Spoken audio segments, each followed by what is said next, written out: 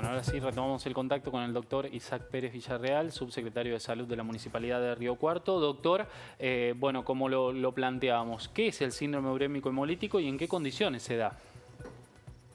Hola, ¿qué tal? ¿Cómo estás? Realmente es producido por una bacteria, Escherichia coli, que es una bacteria que forma parte de la materia fecal. Cuando contaminan los alimentos o las aguas contaminadas, en ese organismo produce una toxina. Esa toxina lo que hace es dañar el riñón. Es básicamente destruir el riñón, pues produce un daño en la filtración del riñón y el riñón deja de funcionar. Y ahí empieza a quedar grave que puede producir la muerte de los niños. Si bien se puede dar en muchas personas, ¿de qué poner básicamente es el niño menor de 5 años? Hay que tener en cuenta con esto, los alimentos deben estar bien cocinados. Y la carne molida es un riesgo porque muchas se queda sin cocinar al medio de la carne y eso hace que pueda estar contaminada esa parte de la carne molida. En cocinar se puede comer carne, pero tiene que estar bien cocida. También el tema es lavar bien las verduras, usar agua potable y luego también lavarse bien las manos antes de hacer la comida. Y algo muy importante es no contaminar la tabla de la cocina. Uno, por ejemplo, corta la carne para colocar un adulto y cuando hace la del niño hay que usar otra tabla distinta, no usar la misma tabla. Eso tenerlo en cuenta, muchas veces son cosas muy simples, pero pueden tener una contaminación y eso llevará a que el niño consuma el alimento y se contamine su organismo con esta bacteria y genere esta toxina. Doctor, apartando un poco la situación de los niños, que es siempre tan delicada, le pregunto por adultos, ¿cómo son los síntomas? Intuyo que bueno, es otro proceder, pero ¿cómo funciona o cómo actúa la bacteria en adultos?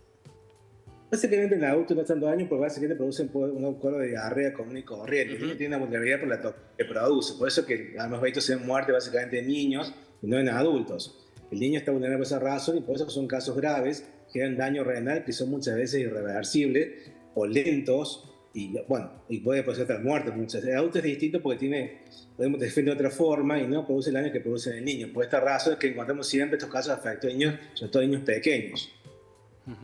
Bueno, y usted mencionaba allí daños incluso irreversibles, decía, que es importante también mencionarlo eso, en aquellos casos en los que se pueda sobrevivir a la enfermedad, puede haber consecuencias durante toda la vida, ¿no?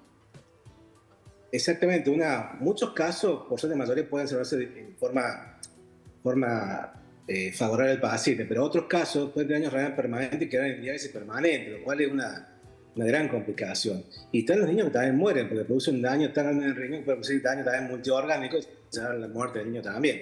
Pero también el tema de la diálisis renal, puede daño renal permanente y tenga que estar todo el tiempo en diálisis. Ujú.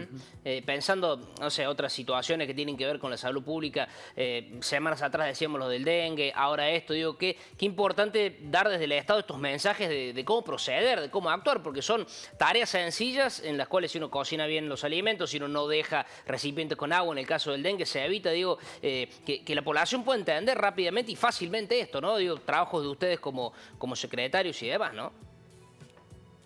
Sí, el trabajo nuestro un poco es cada vez que tenemos, aparte de los médicos, en cada consulta explicarlo. Esto pasa todos los años, no es algo tampoco nuevo, Ujú. y siempre la preparación es la misma. O sea, lo que más importa es la higiene y la preparación de los alimentos. El lavado de manos es fundamental antes de cocinar. El no mezclar las tablas que uno corta la carne con los otros alimentos. O sea, básicamente corto la carne en una tabla, no uso la misma para otros alimentos, algo tan simple como eso. Y después el hecho de la carne molida, la posible evitar, sobre todo en niños pequeños, porque la carne puede quedar en la parte central sin cocinar correctamente porque tiene menos temperatura y ahí está contaminada. Por eso siempre lo ideal sería consumir la carne, sobre todo en los niños, que sea un bife, una carne común que esté bien cocida. De esa forma evitamos esto. Y las verduras lavarlas bien, aunque se vengan cortadas. Uno podría aconsejar dejarlas sumergidas un poco de agua con lavanina, un poco de lavanina o con vinagre un rato para que se higienice adecuadamente la verdura y después pueden comer tranquilamente. Pero lo que más importa en esto es la prevención en cuanto a las medidas de higiene, porque tan simple como es, uno si se cuida adecuadamente antes de preparar los alimentos, esto no va a llegar a pasar posiblemente. ¿Y existe una cuestión estacional en la presencia de esta bacteria y por tanto de la proliferación de la enfermedad? Esta bacteria, digamos, en el verano prolifera más fácilmente por la temperatura. Por eso, cuando comemos los alimentos, por ejemplo, en el frío, estas bacterias no crecen. Ujú. El calor hace esta bacteria más fácilmente y como está en época de verano, justamente pasa eso más frecuentemente en verano que en invierno. Ujú. Está todo el año, la persona tiene todo el tiempo, pero básicamente este época crece mucho más fácilmente la bacteria que el calor la hace que sea más fácil su desarrollo. ¿Y cómo es el tratamiento de la enfermedad? no un tratamiento específico, un tratamiento sintomático de la enfermedad, de lo que va a producir la enfermedad. Se produce diarrea, básicamente darle líquidos para evitar este tipo de cuadro. Si tiene fallo renal hay que dializarlo. No hay una medicación específica para este tipo de enfermedades. Hay en estudios, un tratamiento con suero, que están todavía en desarrollo, en fase de experimentación.